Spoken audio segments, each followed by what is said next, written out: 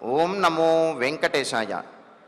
కోదండ దీక్షా గురుమాదిమూలం గుణాశ్రయం చందన కుంకుమాంకం సలక్ష్మణం సర్వజనాంతరస్థం పరాత్పరం రామమహం నమామి.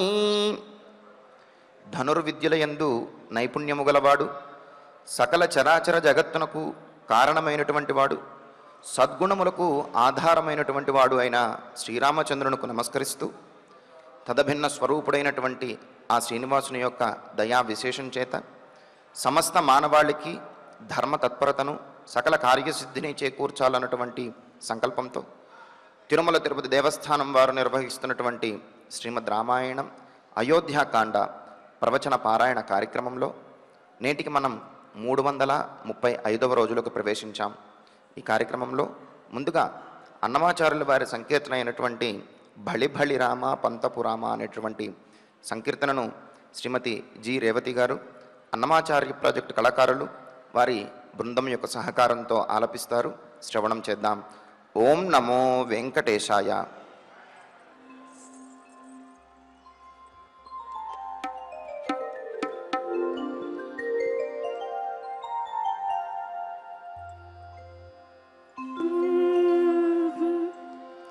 భళి భళి రామా పంతపు రామా, భళి భళి రామా పంతపు రామా, భళి భళి రామా పంతపు రామా, నీ బలిమికెదురు లేరు భయహర రామా.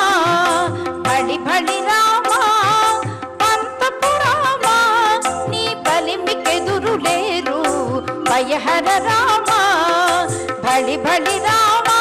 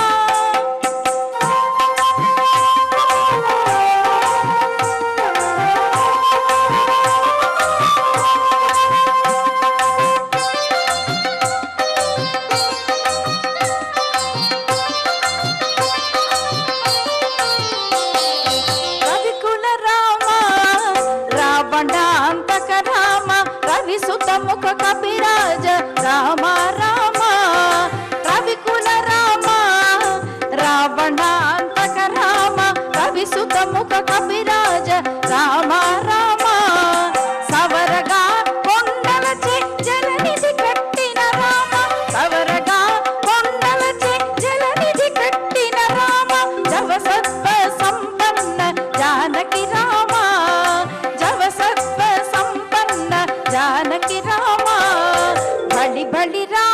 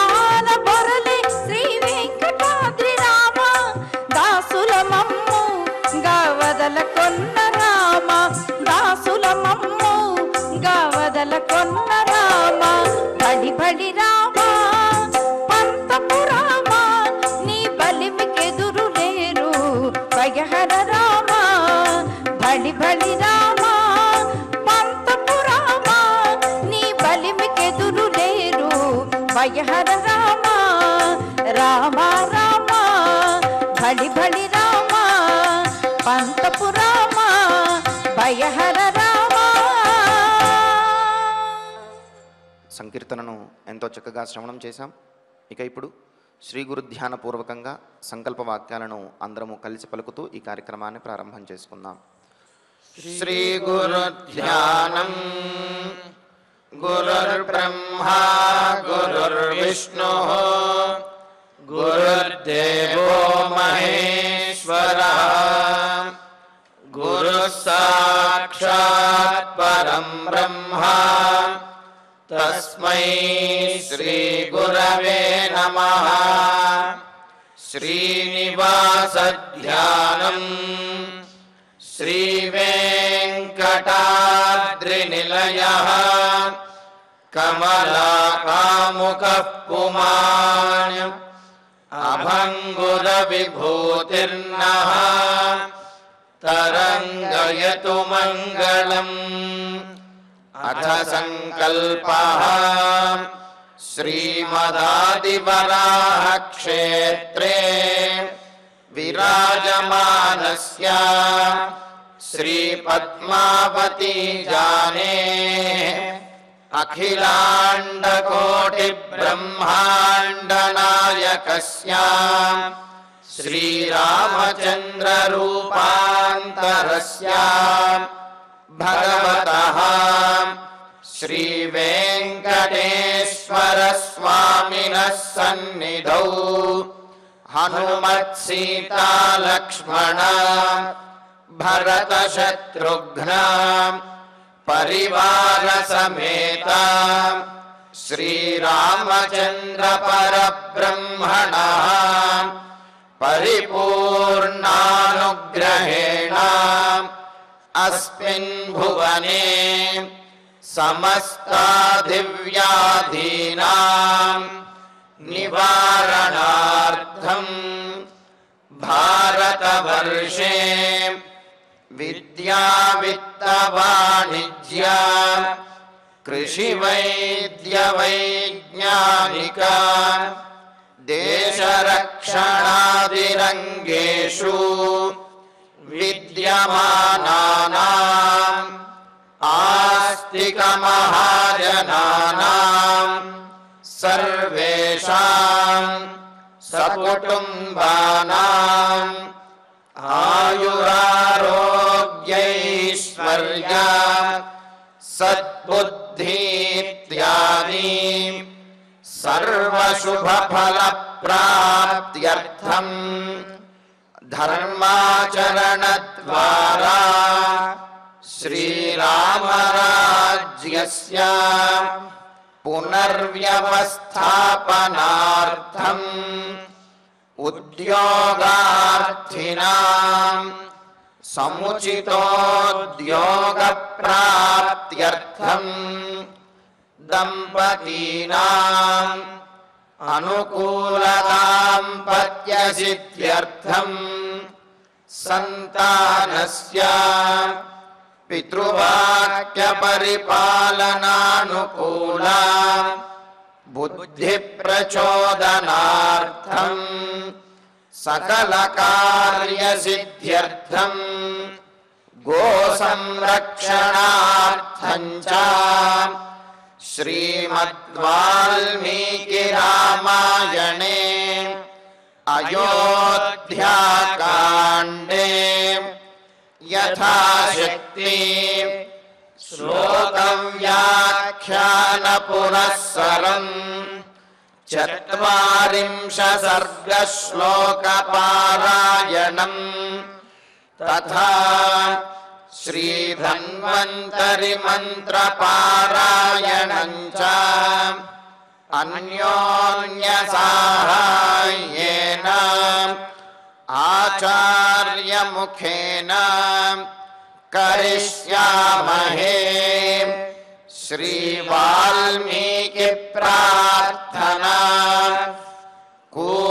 కూజంతం రామ రామేతి మధురం మధురాక్షరం ఆరుహ్య కవితాశాఖాం వందే వాల్మీకి కోకిలం శ్రీ ఆంజనేయ ప్రార్థనా మనోజవం మారుతతుల్యవేగం జితేంద్రియం బుద్ధిమతాం వరిష్టం వాతాత్మజం వానరయూధముఖ్యం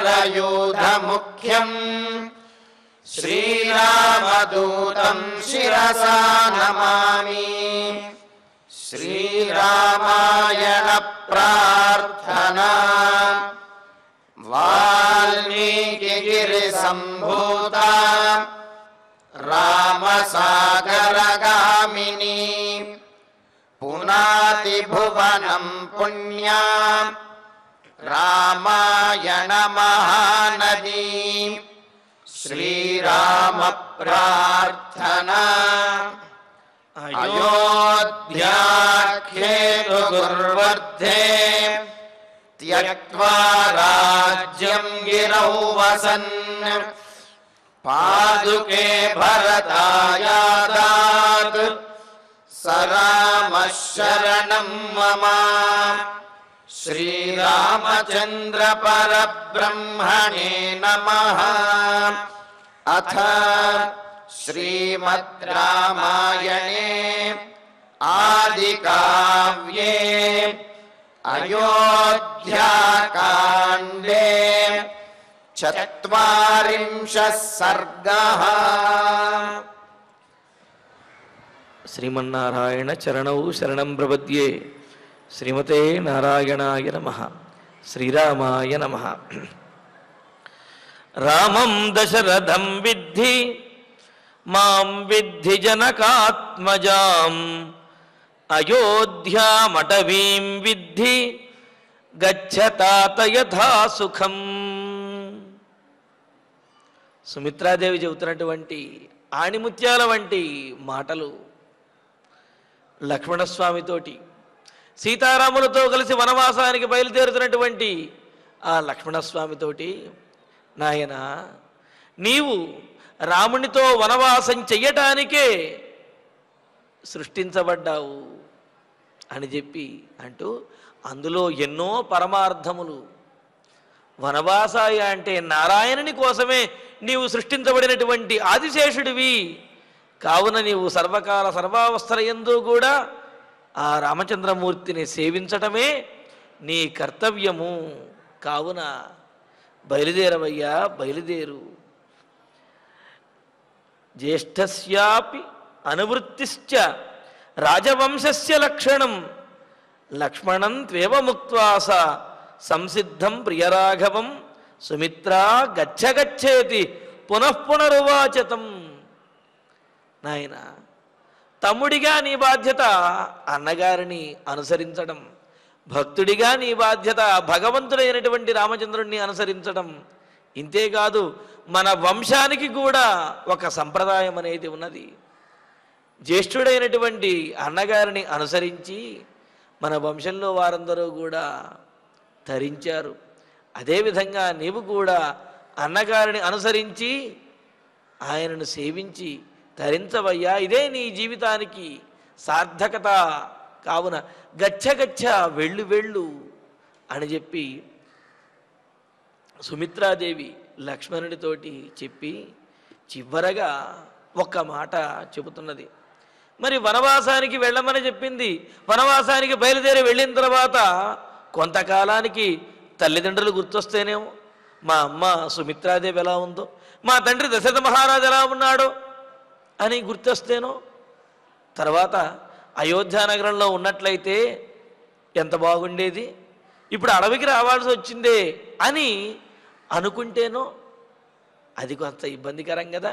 మరి అడవిలోనే ఆ లక్ష్మణుని యొక్క భావములకు ప్రత్యామ్నాయం, ఆ లక్ష్మణుని యొక్క భావాలకు అనుకూలమైనటువంటి పరిస్థితిని అడవిలోనే కనుక చూపించినట్లయితే లక్ష్మణుడు అడవికి వెళ్ళిన తర్వాత కూడా తన తల్లిదండ్రుల్ని కానీ లేకపోతే అయోధ్య నగరాన్ని కానీ స్మరించడు, అక్కడికి రావాలి అని చెప్పి అనుకోడు. అడవిలోనే నిశ్చింతగా సీతారాములకి సేవ చేస్తూ ఉంటాడు. అందుకనే వనవాసంలో తల్లిదండ్రుల్ని కానీ పట్టణముని కానీ తలుచుకుని లక్ష్మణస్వామి బాధపడకూడదు, అక్కడే లక్ష్మణుని యొక్క భావాలకు అనుగుణంగా అన్ని పరిస్థితులు ఉన్నాయి అని తెలియజేయటం కోసమే సుమిత్రాదేవి ఈ విధంగా చెబుతున్నది. ఏమని? రామం దశరథం విద్ధి. నాయన లక్ష్మణ, రామం దశరథ తనయుడైనటువంటి ఆ రాముడినే దశరథం విద్ధి, దశరథునిగా నీవు అనుకో, దశరథునిగా భావించు అన్నాడు. అంటే రాముడినే, అన్నగారైనటువంటి రాముడినే కన్నతండ్రిలాగా నీవు తండ్రిగా భావించు, తండ్రిని సేవించినట్లుగా సేవించు. జనకాత్మజాం, జనకరాజసుత అయినటువంటి సీతాదేవిని మాం విద్ధి, నన్నుగా అంటే నీ తల్లి అయినటువంటి సుమిత్రాదేవిగా నన్నుగా నీవు భావించు, రాముడినేమో తండ్రిగా భావించు. అలాగే సీతాదేవిని సుమిత్రాదేవిగా నాలాగా తల్లిగా భావించు. అటవీం అయోధ్యాం విద్ధి, అయోధ్య అడవినే అయోధ్యానగరంగా భావించు, అప్పుడు నీవు అయోధ్యానగరంలోనే ఉన్నట్లు నీకు భావన కలుగుతుంది. ఎందుకు అంటే రాముడు అడవిలో ఉంటాడు కావున ఆ అడవే అయోధ్య అవుతుంది. అందుకనే అటవీం అయోధ్యాం విద్ధి, ఆ అడవినే అయోధ్యగా నీవు భావించు. తాత తండ్రి, తనోతి కులమితి తాత అని తాత అంటారంటే ఏమిటి? కులమును, ఆ వంశమును ఉద్ధరించేటటువంటి వాడిని తాత అని సంబోధిస్తారన్నమాట. వంశోద్ధారకుడమైనటువంటి, వంశానికి వన్నెదిచ్చేటటువంటి ఓ లక్ష్మణ, యథాసుఖం గచ్చ, సుఖంగా సంతోషంగా నీవు అనుకున్నటువంటి, అంటే ఏమిటి? ఈ అయోధ్య నగరం నుండి నీవు విడిచి అడవికి వెళ్ళినప్పటికీ కూడా నీకు తల్లిదండ్రులకి లోటు ఉండదు. ఎందుకంటే రాముడు సీతారాములే నీకు తల్లిదండ్రులు. నీ అయోధ్యానగరం కూడా అక్కడే ఉంటుంది, అడవిని అయోధ్యగా భావిస్తావు. కావున నీవు ఇక్కడ అయోధ్యానగరంలో దశరథునికి నాకు సమక్షంలో ఉన్నా, లేకపోతే అడవిలో సీతారాముల దగ్గర ఉన్నా సరే ఒకటే. రాముడే నీకు తండ్రి, సీతాదేవియే తల్లి, ఆ అడవి అయోధ్యానగరము. ఆ విధంగా భావిస్తూ సుఖముగా సంతోషంగా వారిరువురితోటి చక్కగా వనవాసానికి వెళ్ళిరావయ్యా, సీతారాములను సేవించవయ్యా లక్ష్మణ అని సుమిత్రాదేవి లక్ష్మణునితో చెబుతున్నది. మరి ఇందులో మరొక విశేషమైనటువంటి అర్థము కూడా ఉన్నది. ఏమండి, ఇన్ని విశేషార్థాలని భావించుకుని సుమిత్రాదేవి లక్ష్మణునితో మాట్లాడిందా అని అంటే, కవి కవయతే కావ్యం రసోవేత్తి పండిత అని అన్నారు. ఆ సందర్భంలో సరస్వతీదేవి పలికించేటటువంటి మాటలు అన్ని పరమార్థాలను కలిగి ఉంటాయి. వాటిని తెలుసుకోవటమే విశేషము. మరి సుమిత్రాదేవి ఆ సందర్భానుగుణంగా నాయనా నువ్వు వెళ్ళిరా, సీతారాములను తల్లిదండ్రులుగా భావించు అని చెప్పినది. అలా చెప్పటంలోనే ఎన్నో పరమార్థములు ఉన్నాయి. సరస్వతి ఆ విధంగా పలికిస్తుందన్నమాట. సుమిత్రాదేవి సామాన్యంగా చెప్పినప్పటికీ అందులో ఎన్నో విశేషములనేవి ఉంటాయి. అందుకనే పెద్దలు వాటన్నిటినీ కూడా మనకు తెలియజేశారు. వాటిని తెలుసుకోవటమే పరమార్థం అన్నమాట. మరి ఇక్కడ చూడండి, రామం దశరథం విద్ధి మాం విద్ధి జనకాత్మజాం అని అన్నది కదా. ఇక్కడ విశేషం ఏమిటంటే, రామం శ్రీరాముడిని దశరథం విద్ధి. ఏమిటి దశరథుడు అంటే? రాముని యొక్క తండ్రి అయినటువంటి దశరథుడు అని చెప్పి మనం ఇంతకుముందు అనుకున్నాం. కానీ దశరథ శబ్దానికి పరమాత్మ మహావిష్ణువు అనే అర్థం ఉన్నది. ఎలా ఉంటుందండి అని అంటే, దశతి మత్స్య కచ్చప ఉరగాదీన్ దంష్ట్రా వ్యాపార విషయాన్ కరోతీతి దశ పక్షి. తన ముక్కుతోటి మత్స్యములు, కశ్యపములు, ఉరగములు, సర్పములు వీటినన్నింటినీ కూడా దశతి, వాటన్నింటినీ దండిస్తుంది. కావున పక్షిని దశ అని అంటారు. అంటే దశ అంటే పక్షి అని అర్థము. ఇక్కడ పక్షి అంటే గరుత్మంతుడు అని తీసుకోవాలి. దశ పక్షి, రథ వాహనముగా కలిగినటువంటి వాడు పక్షివాహనుడు. అంటే గరుత్మంతుడు వాహనంగా కలిగినటువంటి వాడెవడు? మహావిష్ణువు. కావున రామం రాముడిని, దశరథం గరుడ వాహనుడిగా, మహావిష్ణువుగా విద్ధి తెలుసుకో. జనకాత్మజాం జనకరాజసుత అయినటువంటి సీతాదేవిని మాం విద్ధి. ఇంతకుముందు మాం అంటే నన్నుగా తెలుసుకో అని అన్నాం, కానీ ఇక్కడ మా శబ్దానికి మరో విశేషార్థం ఉన్నది. లక్ష్మీ పద్మ లయా పద్మ కమలా శ్రీర్హరిప్రియా ఇందిరా లోకమాత మా రమా మంగళ దేవత అని అమరం చెబుతున్నది. మా అంటే లక్ష్మీదేవి అని అర్థం. కావున జనకాత్మజాం జనకరాజసుత అయినటువంటి సీతాదేవిని మాం విద్ధి లక్ష్మీదేవిగా నీవు తెలుసుకో. ఏదో మీ అన్నగారు వదిన గారు సామాన్యమైనటువంటి వారు అని నువ్వు అనుకుంటే పొరపాటు. వాళ్ళు సాక్షాత్తు లక్ష్మీనారాయణులు. కావున వారిని సేవించడమే నీకు పరమార్థము, నీ జీవితానికి సార్థకత. కావున రాముడిని శ్రీమన్నారాయణుడిగాను, సీతాదేవిని లక్ష్మీదేవిగాను తెలుసుకో. మరి అటవీం, ఆ అడవిని అయోధ్యాం విద్ధి, అపరాజిత అయినటువంటి దేవతలకు ఆశ్రయణీయమైనటువంటి అయోధ్యాం శ్రీవైకుంఠముగా నీవు తెలుసుకో అని అన్నారు. ఎందుకని? లక్ష్మీనారాయణులు ఎక్కడ ఉంటే అదే శ్రీవైకుంఠము కదా. అందుకని ఏమంటున్నది? అటవీం, ఆ అడవిని అయోధ్యాం విద్ధి, అపరాజిత అనే పేరుతో పిలవగలిగేటటువంటి, ఎవరు కూడా యుద్ధము చేసి గెలవలేనటువంటిదైనా ఆ శ్రీవైకుంఠముగా, అయోధ్య శ్రీవైకుంఠంగా నీవు తెలుసుకో. తాత యథాసుఖం గచ్చ, తండ్రి వంశోద్ధారకుడు అయినటువంటి లక్ష్మణ, యథాసుఖం, అంతకు మించినటువంటి సుఖం అనేదే ఉండదన్నమాట. ఎందుకు అంటే తద్విష్ణో పరమం పదకం సదా పశ్యంతి సూరయ. శ్రీవైకుంఠంలో ఆ పరమాత్మను చూస్తూ వాళ్ళు బ్రహ్మానందాన్ని పొందుతారట. అంతకు మించినటువంటి సుఖము ఆనందము కూడా ఏది ఉండదు, వేరే ఆలోచన అనేది కూడా ఏది ఉండదు.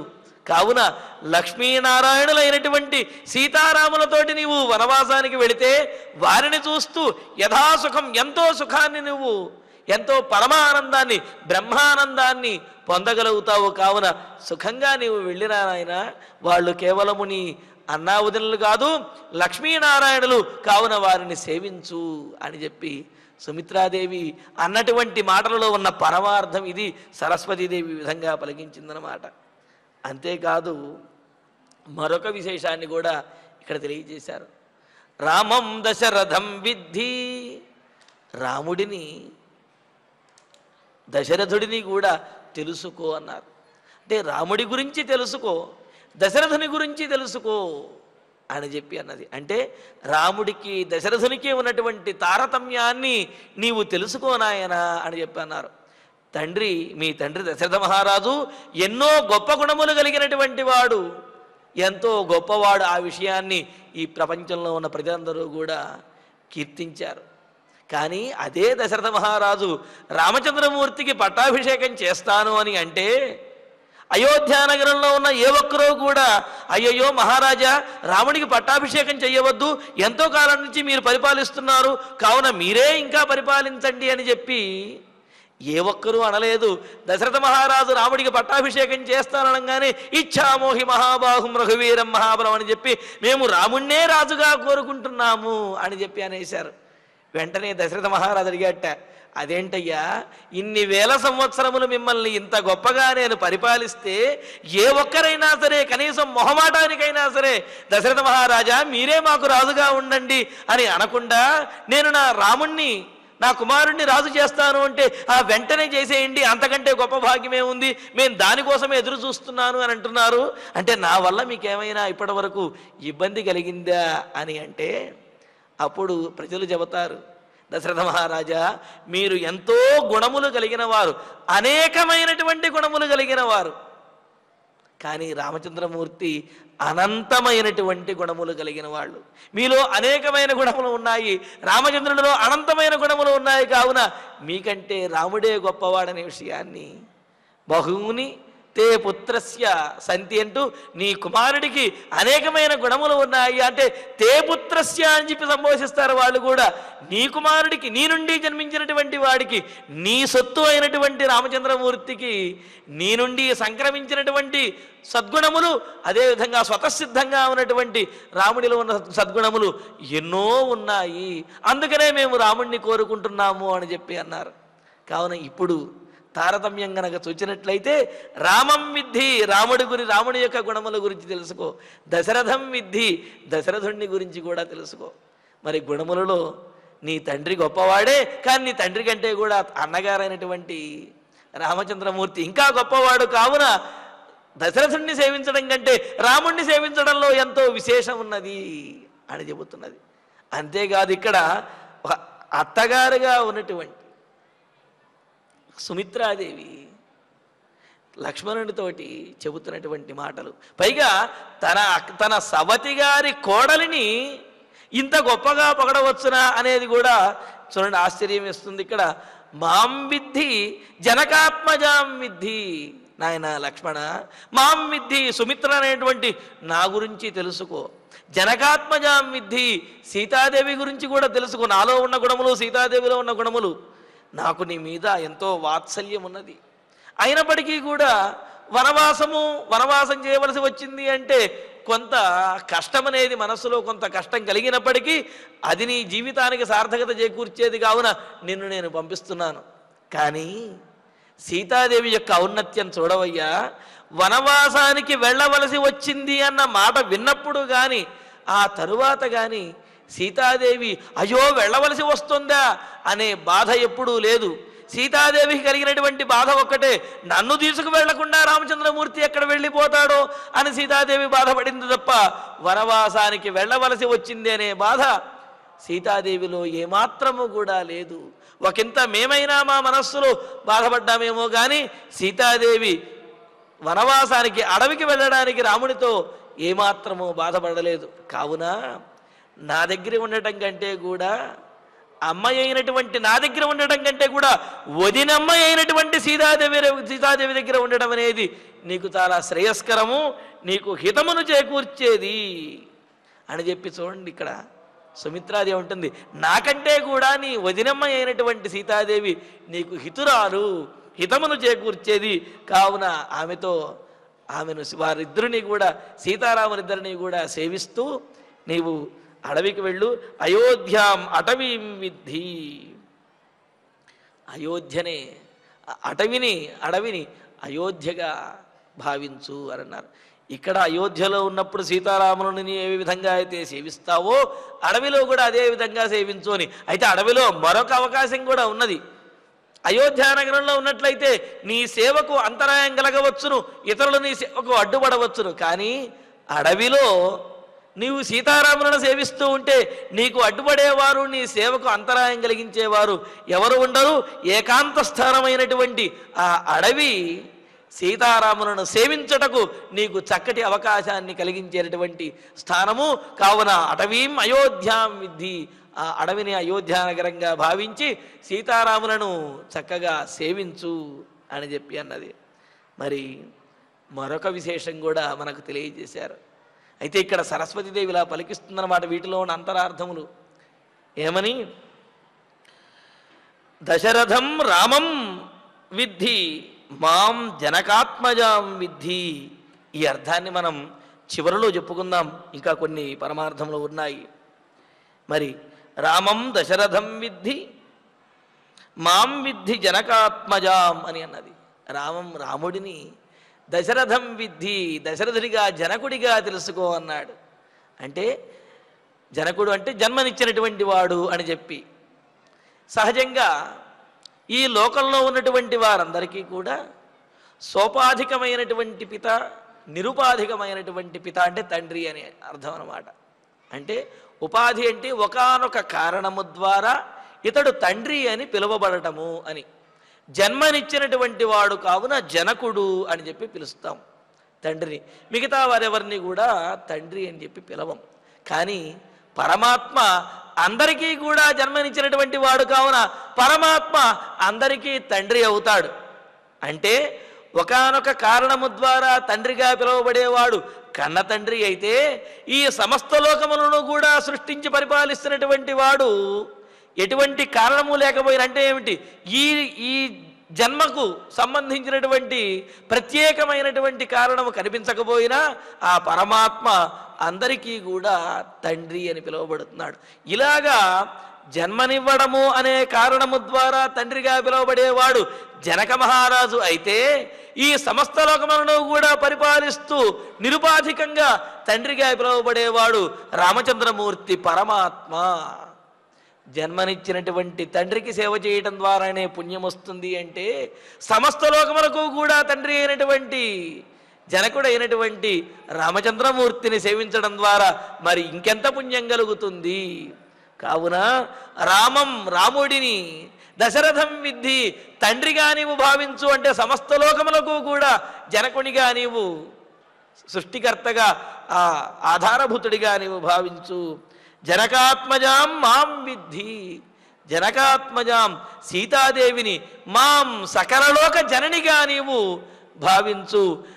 మన జననిని మన తల్లిని మనం గౌరవించి పూజించడం పుణ్యమైతే, సకలలోక జనని అయినటువంటి సకల లోకములకు తల్లి అయినటువంటి వారిని పూజిస్తే ఇంకెంత పుణ్యం వస్తుంది.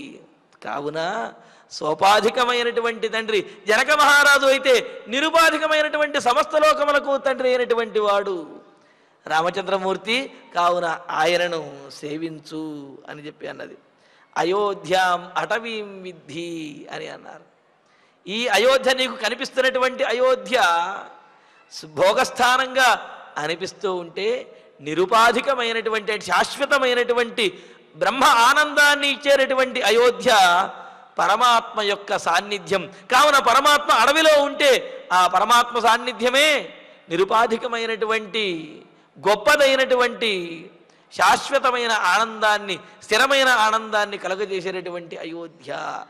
కావున జగన్నాథుడైనటువంటి, జగత్తుకి తండ్రి అయినటువంటి వాడైన రాముడిని తండ్రిగాను, సీతాదేవిని జగన్మాతగాను భావించి నీవు ఆ అయోధ్య నగరమునే, వారి సాన్నిధ్యమునే సుఖవంతమైనటువంటి శాశ్వతమైన బ్రహ్మానందాన్ని ఇచ్చే స్థానముగా భావించి వారిని సేవించవయ్యా అని చెప్పి అన్నారు.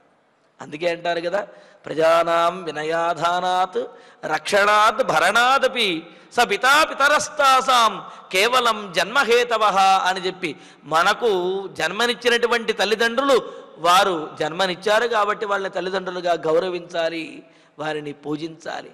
కానీ మనకు విద్యాబుద్ధులు నేర్పించినటువంటి వారు, మనకు అభయాన్ని ఇచ్చేటటువంటి వారు, మనల్ని పోషించేటటువంటి వారు, రక్షించేటటువంటి వారు, భరించేటటువంటి వారు ఎవరైతే ఉంటారో వారు కూడా మనకు తల్లిదండ్రులతో సమానమే.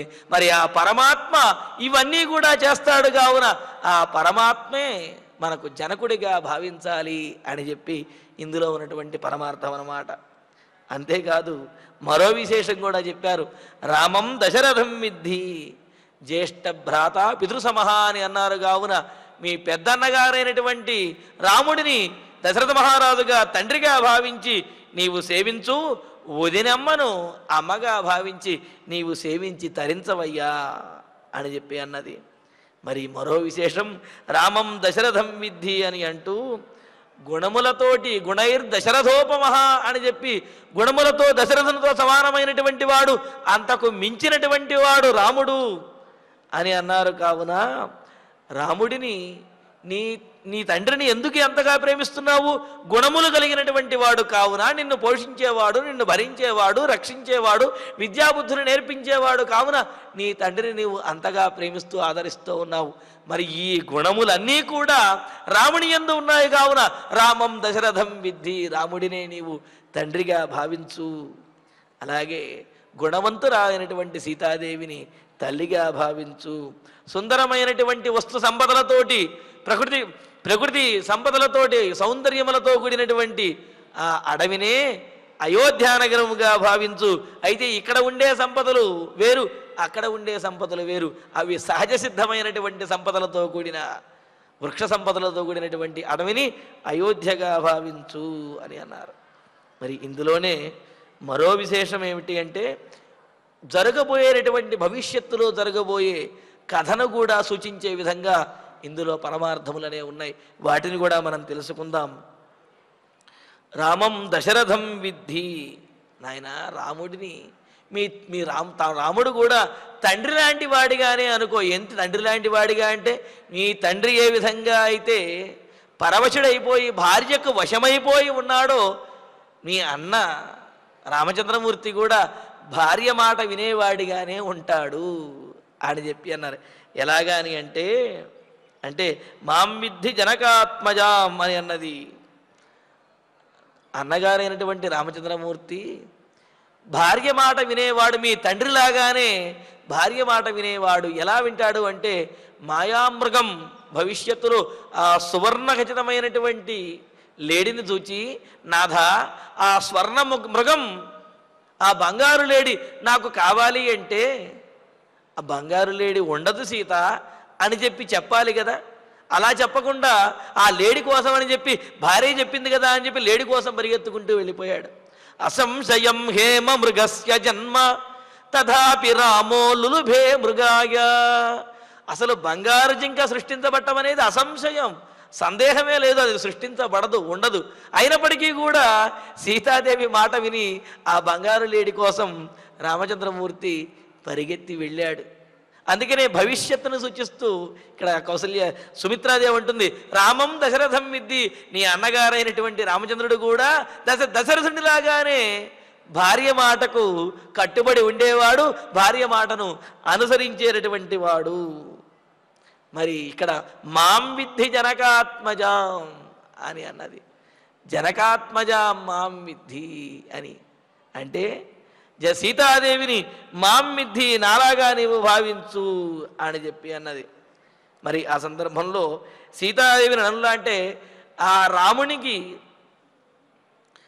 రాముడు సీతాదేవి మాట విని ఆ బంగారు లేడి కోసం వెళ్ళిపోతే, ఆ తర్వాత మారీచుడు రూపంలో అంటే రాముని యొక్క బాణఘాతానికి గురై మారీచుడు హా సీత హా లక్ష్మణ అని అరిచిన వెంటనే సీతాదేవి ఏం చేస్తుంది, లక్ష్మణ మీ అన్నగారికి ఆపద వచ్చిందయ్యా వెళ్ళమని చెప్పి అంటుంది. అప్పుడు లక్ష్మణుడు, మా అన్నగారికి ఆపద ఏంటమ్మా, వెళ్ళవలసిన అవసరం లేదు అని చెప్పి అన్న వినిపించుకోకుండా సీతాదేవి ఏం చేస్తుంది, లక్ష్మణస్వామిని రాముని కోసమని పంపించేస్తుంది. అందుకని ఇక్కడ ఏమంటోంది సుమిత్రాదేవి, మాం విద్ధి జనకాత్మజాం. సీతాదేవి అంటే నేను ఇప్పుడు నిన్ను ఏ విధంగా అయితే వనవాసానికి పంపిస్తున్నానో, భవిష్యత్తులో సీతాదేవి కూడా నిన్ను తాను ఉన్నటువంటి ప్రదేశము నుండి దూరంగా పంపించేస్తుంది. ఇప్పుడు తల్లినైనటువంటి నేను నాకు దూరంగా నిన్ను ఏ విధంగా పంపిస్తున్నానో, భవిష్యత్తులో సీతాదేవి కూడా నిన్ను తనకు దూరంగా పంపించేస్తుంది అని ఈ విధంగా భవిష్యత్తులో జరగబోయేటువంటి అర్థాన్ని కూడా సూచించే విధంగా ఆమె యొక్క వాక్యములు ఉన్నాయన్నమాట. అందుకనే రామం దశరథం విద్ధి మాం విద్ధి జనకాత్మజాం అని చెప్పి అన్నారు. మరి మరో విశేషం కూడా, రామం దశరథం విద్ధి, మీ తండ్రి అయినటువంటి దశరథ మహారాజు తన గురించి ఆలోచించకుండా కొన్ని వందల సంవత్సరములు వేల సంవత్సరముల పాటు దేవతల కోసం అని చెప్పి రాక్షసులతోటి యుద్ధం చేసి దేవతలను గెలిపించి లోక కళ్యాణం చేయడానికి ప్రయత్నించాడు. అలాగే రామం మీ తన అన్నగారైనటువంటి రాముడు కూడా దశరథం విద్ధి, దశరథునిలాగా రాక్షసులతోటి పోరాడి ఈ లోకమందరికీ కూడా లోక కళ్యాణం చేసి అందరినీ సంరక్షించడం కోసమే వనవాసానికి వెళుతున్నాడు. కావున రామం దశరథం విద్ధి, మీ తండ్రి గారిలాగా రాక్షసులతో పోరాడేందుకే రాముడు వెళుతున్నాడు, కావున దశరథుని వంటి వాడే అని చెప్పి తెలుసుకో అని చెప్పి అన్నది. అలాగే ఆ దశరథ మహారాజు రాక్షసులతో పోరాడి వచ్చేటప్పటికీ, ఆ విజయంతో వచ్చేటప్పటికీ ఈ కౌసల్య సుమిత్ర వీరందరూ కూడా అయోధ్య నగరంలో దశరథుడిని చూచి ఎంతో పొంగిపోయి ఆయనకి హారతలు ఇచ్చి ఆహ్వానించి పూల వర్షాన్ని కురిపించి ఆహ్వానించి మెచ్చుకునేవారు. అలాగే మాం విద్ధి జనకాత్మజాం, అదేవిధంగా రామచంద్రమూర్తి రాక్షసులతో యుద్ధం చేసి వారిని గెలిచిన తరువాత సీతాదేవి కూడా అదేవిధంగా రాముడిని మెచ్చుకోగలదు అన్నారు. ఎక్కడ మెచ్చుకున్నదండి అంటే జనస్థానంలో, ఆ దండకారణ్యంలో రాముడు 14,000 మంది రాక్షసులని వధించిన తర్వాత అదంతా చూసినటువంటి సీతాదేవికి సంభ్రమాశ్చర్యాలకు లోనవుతుంది ఆమె.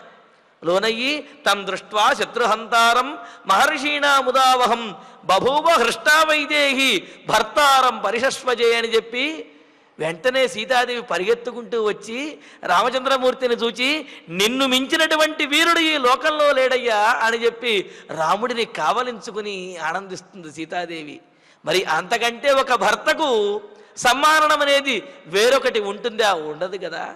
మరి అలాగా మేము ఏ విధంగా అయితే దశరథ మహారాజు విజయాన్ని సాధించి వచ్చిన తర్వాత మెచ్చుకుని ఆనందించేవారమో అదేవిధంగా అడవిలో రామచంద్రమూర్తి రాక్షసులందరినీ వధించిన తర్వాత సీతాదేవి కూడా అంతటి ఆనందాన్ని పొందుతుంది అన్నది. మరి ఆ ఆనందాన్ని సీతాదేవి పొందింది కదా.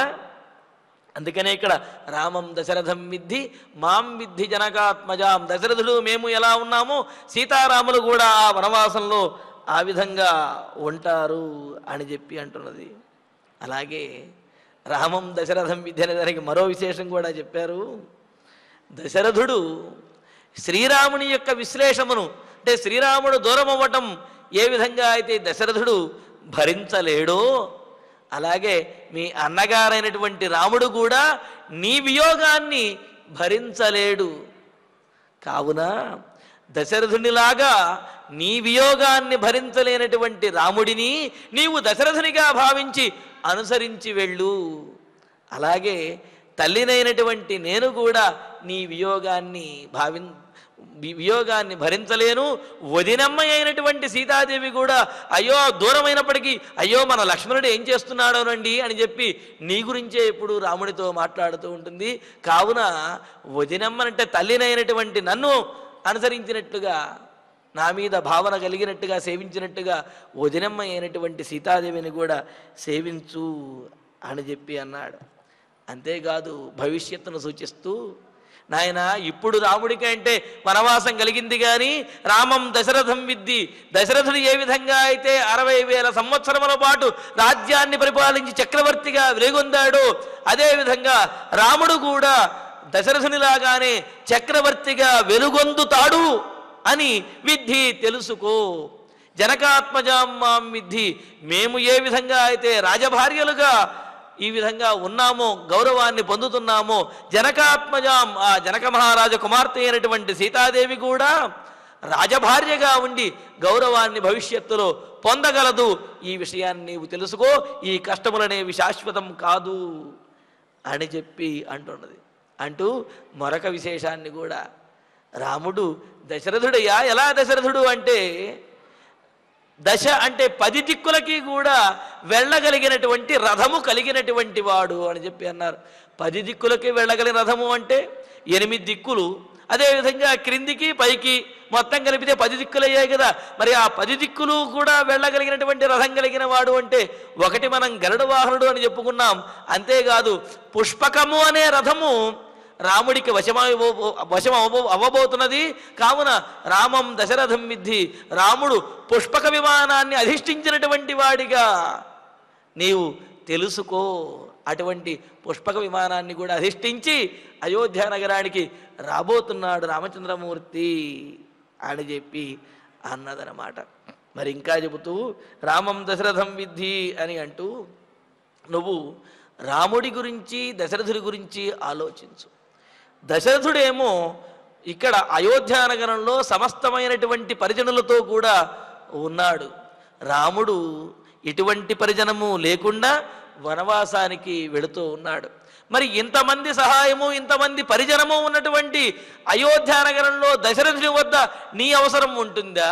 ఎటువంటి పరిజనము, ఎటువంటి ఈ రాచమర్యాదలు లేనటువంటి అడవిలో రాముని వద్ద నీ అవసరం ఉంటుందా అని అంటే అడవిలో రాముని వద్దే నీ అవసరం అనేది ఉంటుంది.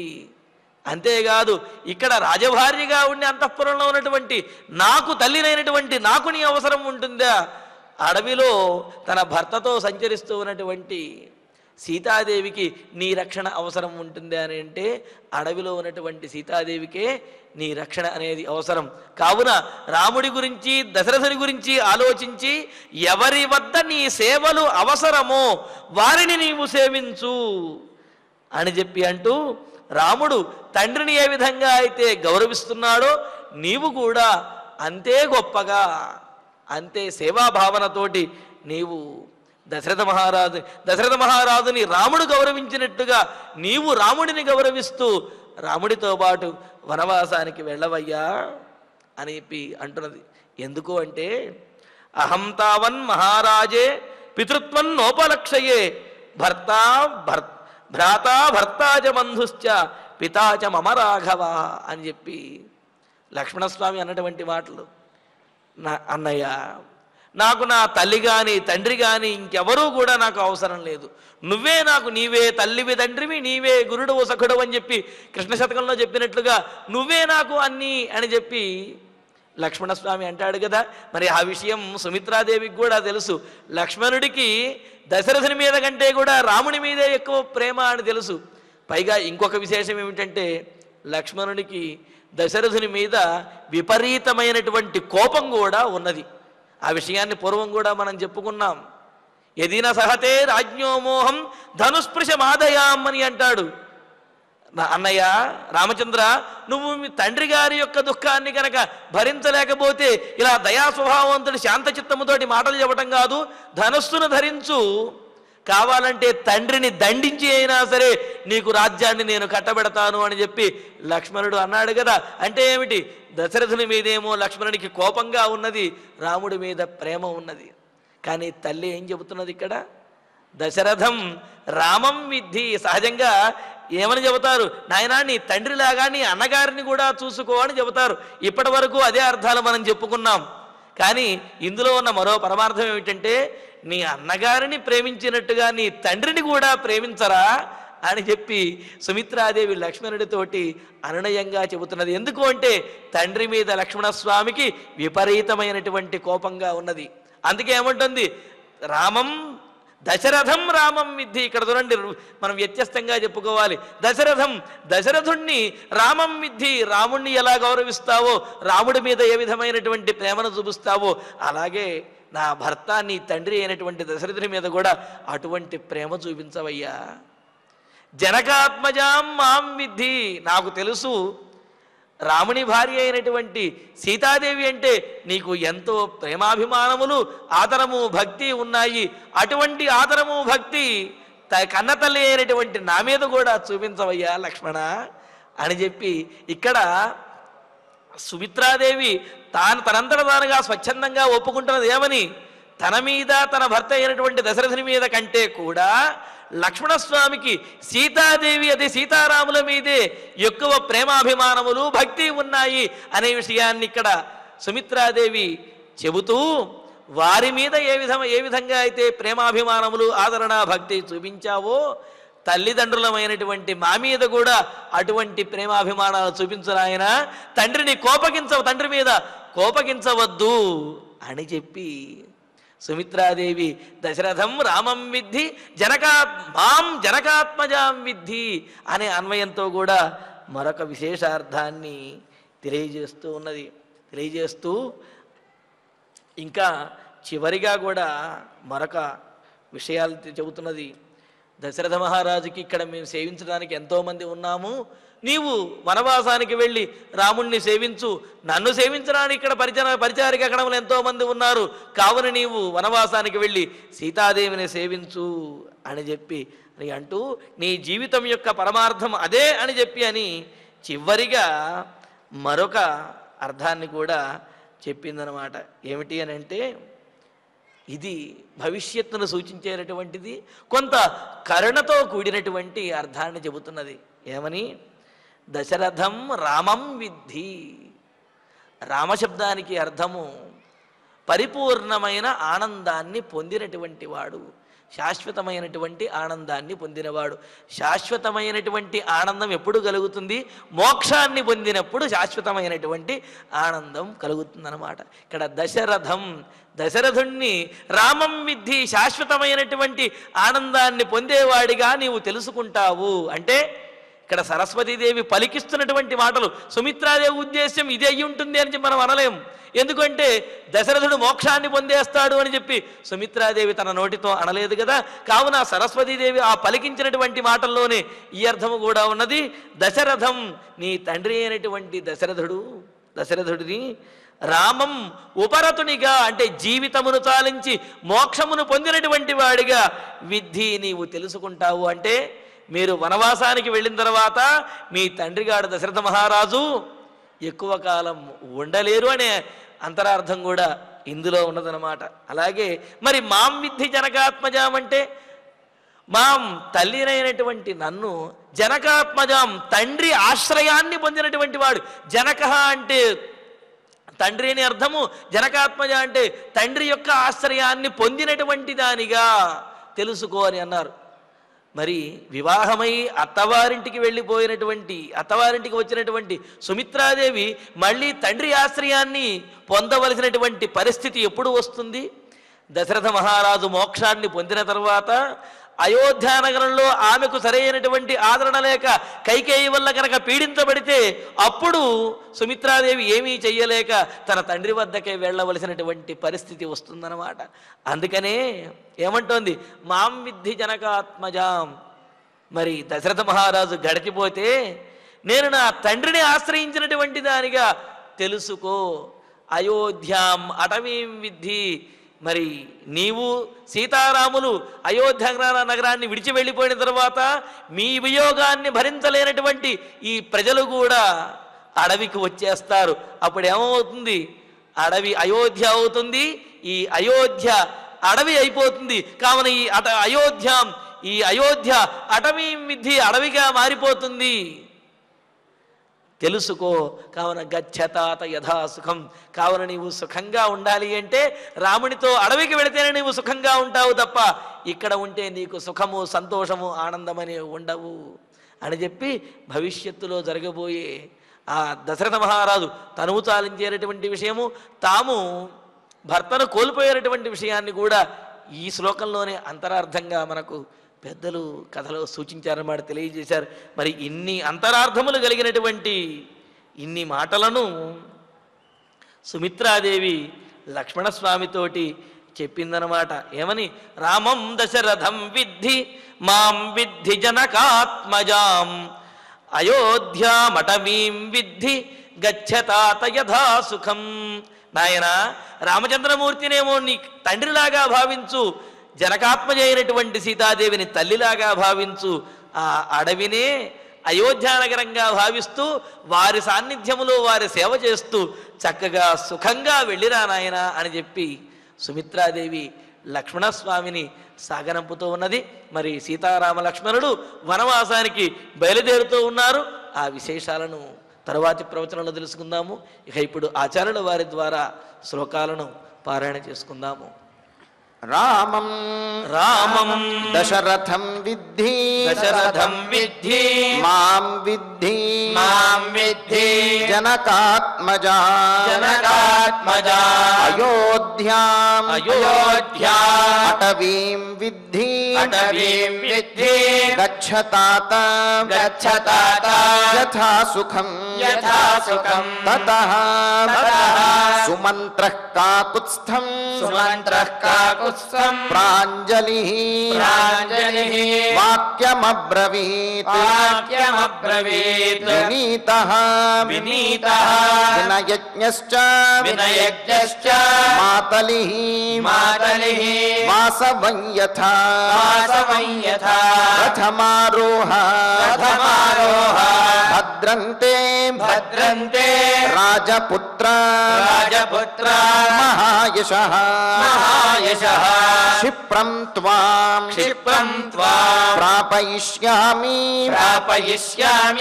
యత్ర మాం రామ వక్ష్యసి చతుర్దశహి వర్షాణి వస్తవ్యాని వనే త్వయా తాని ఉపక్రమితవ్యాని యాని దేవ్యాసి చోదితః తం రథం సూర్యసంకాశం సీతాహృష్టేన చేతసా ఆరురోహ వరారోహ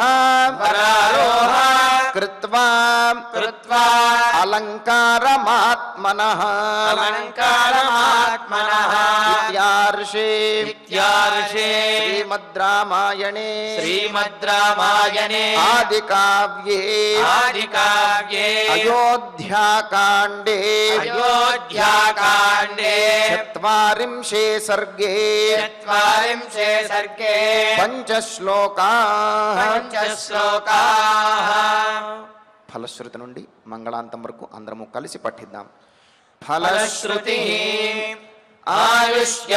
ఆయుష్యమారోగ్యకరం యశస్యం సౌభ్రాతృకం బుద్ధికరం సుఖం చ శ్రోతవ్యమేతన్నియమేన సద్భిః ఆఖ్యానమోజస్కరమృద్ధికామైః శ్రీరామచంద్ర పరబ్రహ్మణే నమః.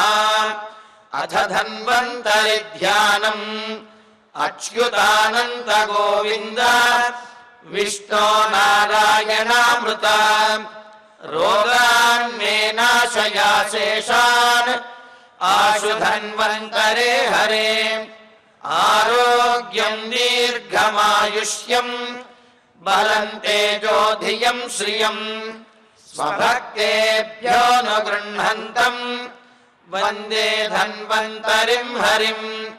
ధన్వంతరేరిమం శ్లోకం భక్త్యా నిత్యం పఠంతి యే అనారోగ్యం న తేషాం స్యాత్ సుఖం జీవంతి తే చిరం.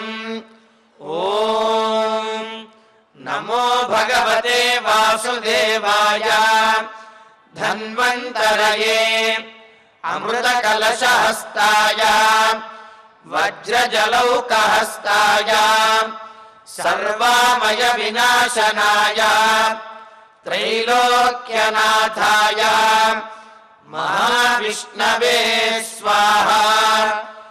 ఓం వాసుదేవాయ విద్మహే సుధాహస్తాయ ధీమహి తన్నో ధన్వంతరి ప్రచోదయాత్. అథ నవగ్రహ ప్రార్థనా ఆరోగ్యం పద్మబంధుర్వితరతు నితరాం సంపదం శీతరశ్మిః భూలాభం భూమిపుత్రః సకలగుణయుతాం వాగ్విభూతిం చ సౌమ్యః సౌభాగ్యం దేవమంత్రీం రిపుభయశమనం భార్గవః శౌర్యమార్కిః దీర్ఘాయుః సైంహికేయః విపులతరయశకేతుః ఆచంద్రతారం అరిష్టాని ప్రణశ్యంతు దురితాని భయాని చ శాంతిరస్తు శుభం మేస్తు గ్రహాః కుర్వంతు మంగళం. అథ క్షమా ప్రార్థనా యదక్షరపదభ్రష్టం మాత్రాహీనం చ యద్భవేత్ తత్సర్వం క్షమ్యతాం దేవ నారాయణ నమోస్తుతే. అథ భగవత్సమర్పణం కాయేన వాచా మనసేంద్రియైర్వా బుద్ధ్యాత్మనా వా ప్రకృతే స్వభావాత్ కరోమి యద్యత్ సకలం పరస్మై నారాయణాయేతి సమర్పయామి. అథ మంగళం శ్రియః కాంతాయ కళ్యాణ నిధయేర్థినాం శ్రీవేంకటనివాసాయ శ్రీనివాసాయ మంగళం.